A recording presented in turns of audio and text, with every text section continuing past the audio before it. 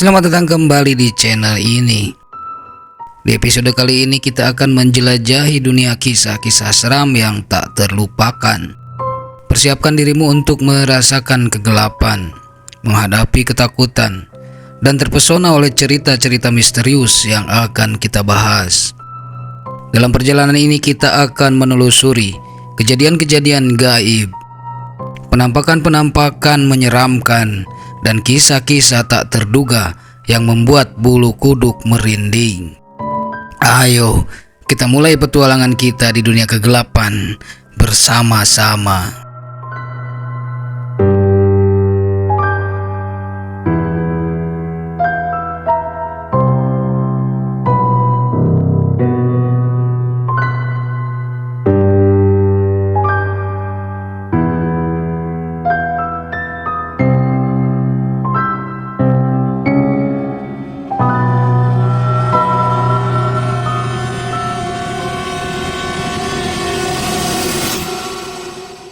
Kisah seorang istri yang ditiduri oleh jin. Berikut ini adalah cerita horor yang dialami oleh seorang ibu rumah tangga asal Malaysia bernama Ika. Perempuan cantik ini mengaku kisah nyata ini terjadi pada malam suaminya baru pulang bekerja di luar kota. Mendengar dari suara mesin mobil masuk pekarangan rumah, Ika yang sedang berada di dapur berlari ke ruang tamu. Dia langsung tersenyum melihat suaminya Asmadi.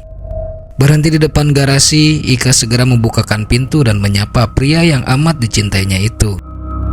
"Abang bilang 4 hari pergi ke sana, kenapa pulang lebih awal?" tanya Ika sambil menyambut tangan suaminya yang tersenyum mesra di depan pintu rumah mereka. Sambil berjalan masuk, Asmadi mengaku jadwal kerjanya di Pulau Pinang dipersingkat karena ada pertemuan penting yang harus dihadiri di ibu kota esoknya. Kepulangan Asmadi yang mendadak itu membuat Ika justru merasa senang.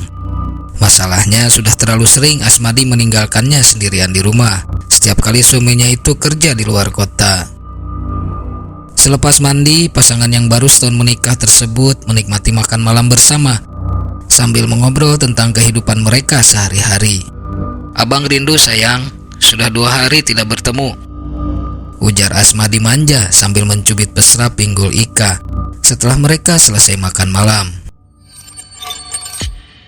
Sama seperti Asmadi, Ika juga mengungkapkan rasa rindu lantaran mereka hanya hidup berdua karena belum dikaruniai anak. Dengan lirikan mata nakal, Asmadi kemudian menarik tangan Ika dan mengajaknya naik ke kamar mereka di lantai atas. Hangat bagaikan malam pertama, Ika rebah dalam pelukan Asmadi tatkala mereka bercinta di bawah lampu kamar yang remang-remang. Keesokan paginya Ika terbangun kira-kira pukul 7.30 pagi. Tapi dia tidak melihat Asmadi di sampingnya. "Abang, abang," teriak Ika manja karena menyangka suaminya turun ke ruang tamu yang berada di lantai bawah. Namun Ika tidak mendapatkan jawaban dari suaminya. Ika pun turun dari ranjang dan masuk kamar mandi untuk cuci muka dan sikat gigi. Betapa kagetnya Ika melihat keadaan tubuhnya ketika melihat cermin besar diletakkan di sisi tempat tidurnya. Ika yang hanya memakai pakaian dalam langsung panik ketika melihat tangan, paha, perut, punggung, serta lehernya dipenuhi lebam serta bekas cakaran. Lebih seramnya lagi, Ika baru menyadari terdapat bekas cakaran panjang yang mengeluarkan darah yang telah kering pada badannya. Ika langsung berlari ke bawah menemui suaminya, namun kelibat Asmadi tidak kelihatan. Bahkan mobilnya juga tidak ada.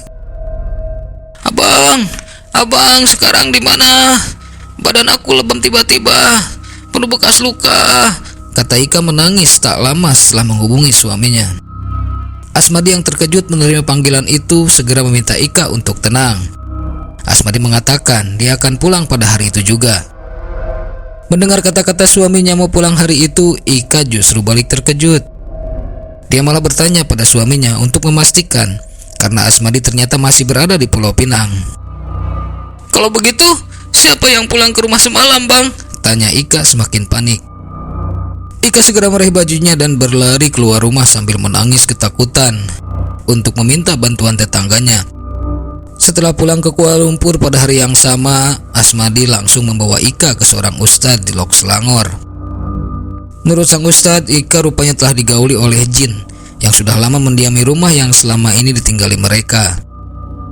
Dugaan ustadz, jin tersebut sering memperhatikan Ika yang sering sendirian di rumah setiap kali Asmadi bekerja di luar kota.